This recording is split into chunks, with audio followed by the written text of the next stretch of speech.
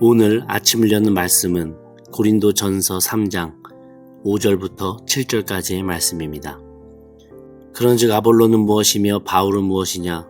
그들은 주께서 각각 주신 대로 너희로 하여금 믿게 한 사역자들이니라. 나는 심었고 아볼로는 물을 주었으되 오직 하나님께서 자라나게 하셨나니 그런즉 심는 이나 물 주는 이는 아무것도 아니로되 오직 자라게 하시는 이는 하나님뿐이니라. 할렐루야. 오늘 말씀을 통해서 주님의 뜻을 깨닫는 지혜와 기도의 응답을 누리는 은총이 우리 모두에게 넘치게 될 줄로 믿습니다. 바울은 오늘 본문에서 농사 비유를 가지고 고린도 교회 성도님들에게 간절히 당부하고 있습니다. 농사 지을 때 씨 뿌리고 또 물 주고 가꾸고 햇빛 내리는 자가 따로 다 있듯이 교회도 마찬가지로 세우는 자가 있는가 하면 또한 세워진 교회를 가꾸는 자도 있다고 말하면서 각각 사역자들의 역할이 다 다를 수 있음을 강조하고 있습니다. 그렇게 사역자들의 역할은 비록 다를지라도 하나님 안에서는 동역자이므로 8절에 나와 있는 것처럼 자신이 일한 대로 상을 받게 될 것이다 라고 말하고 있습니다.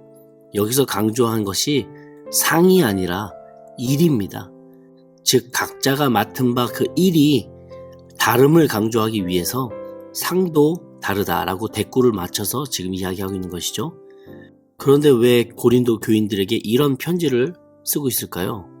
안타깝게도 교회 내부적으로 점점 불거지는 문제가 있었는데 어느 교회나 있을 수 있는 일이지만 분쟁과 시기였습니다.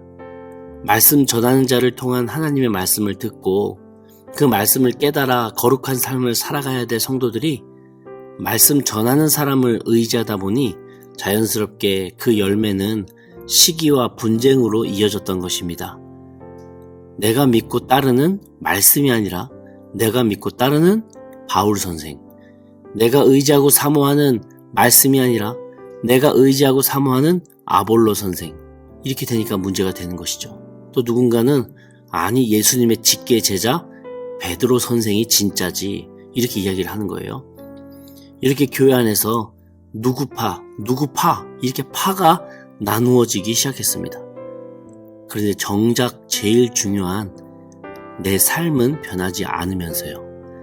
당사자인 바울이나 아볼로나 게바, 즉 베드로의 의도와는 전혀 상관없이 고린도 성도들이 지도자의 그 이름으로 파당을 지어 분열이 생겼습니다. 바울, 아볼로, 베드로가 이런 상을 원할까요? 전혀 아닐 겁니다. 그래서 바울은 성도님들에게 사역자들의 역할을 분명히 밝힘으로써 분열의 원인이 되어버린 그 말씀 전하는 자가 중요한 게 절대 아니고 하나님의 말씀 자체에 집중해야 함을 강조하는 것입니다. 5절인데요. 그런즉 아볼로는 무엇이며 바울은 무엇이냐? 그들은 주께서 각각 주신 대로 너희로 하여금 믿게 한 사역자들이니라.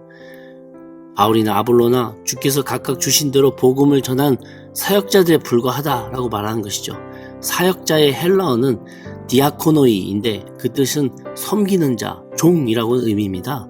사역자들은 하나님의 종이에요. 오로지 주님께서 사명 주신 대로, 즉 하나님께서 지시한 대로만 움직이고 말하는 종이라는 것입니다. 그렇기에 바울과 아볼로, 베드로, 이 모든 사람들이 주인공이 아니라 조연에 불과하다는 것을 바울이 교인들에게 전하고 있는 것입니다. 여기서 알 수 있는 인간의 기본적인 바램이 있습니다. 우리가 무엇을 바라고 무엇을 쫓아가는가? 첫 번째로는요, 당장 눈에 보이는 뭔가 의지하고 싶은 것들이 있다는 거예요.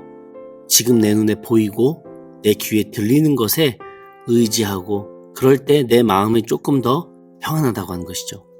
또 두 번째로는 우리가 어떤 기본적인 바램을 갖고 있는가? 바로 그런데 나는 변하고 싶지 않은 바램을 갖고 있다는 거예요. 뭔가를 의진하고 싶은데 나는 변하고 싶지 않은 이 마음, 이 두 개가 딱 합쳐질 때 비로소 아주 얕은 안정감을 얻는다고 하는 것이죠. 한번 잘 생각해 보십시오. 나는 바뀐 게 없는데 옆에 의지할 만한 재물이 이렇게 좀 있으니까 왠지 마음이 든든하고 좀 안심이 되는 것 같아요. 난 여전히 변한 게 없지만 뭔가 거룩해 보이는 사람의 축복 어린 말을 들으니까 잠시라도 안심이 돼요. 아주 얕은 안심이죠. 지금 고린도 교인들의 마음이 이런 상황인 것입니다. 여러분, 썩은 나무에는 조각을 할 수 없다라는 말이 있습니다. 썩은 나무는 다 바스러지기 때문에 뭘 새겨 넣거나 또는 조각용 나무 재료로 사용할 수가 없다는 거죠. 저는 이 문구를 신앙적으로 보면서 하나님께서 아무리 세상적으로 유능한 사람도 그 심령이 썩어 있다면 사용하지 않으신다는 그 생각이 들더라고요. 내가 거룩함을 잃어버린 썩은 나무라면 주님께서는 어디에 사용하실래야 사용할 수 없다고 하는 겁니다.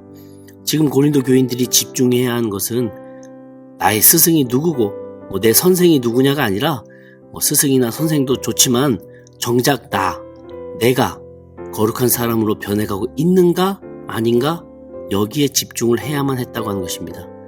난 여전히 썩은 나무처럼 세속적인데 주변 스승이나 선생한테서 향기가 나면 그게 무슨 소용이 있습니까? 나는 악취가 나는데요. 그러니 스승, 선생 같은 사람을 의지하지 않고 우리 영혼의 진정한 스승 되시는 예수 그리스도 바라보면서 신앙생활을 할 때 내가 거룩한 사람이 되는 것이고 주님은 이런 거룩한 나를 자녀 삼아 너는 내 것이다 라고 선포하신다는 겁니다. 좋은 스승, 좋은 선생 다 좋지만 진짜 중요한 나는 삶에 어떤 변화가 있는지 한번 생각해 보시면서 거룩함만이 이 세속에서 구별되는 빛과 소금이 된다는 것을 기억하시는, 그래서 하나님의 품으로 더 가까이 다가가시는 저와 우리 성도님들 되시기를 주님의 이름으로 간절히 축원합니다. 아멘. 우리 함께 기도하시겠습니다.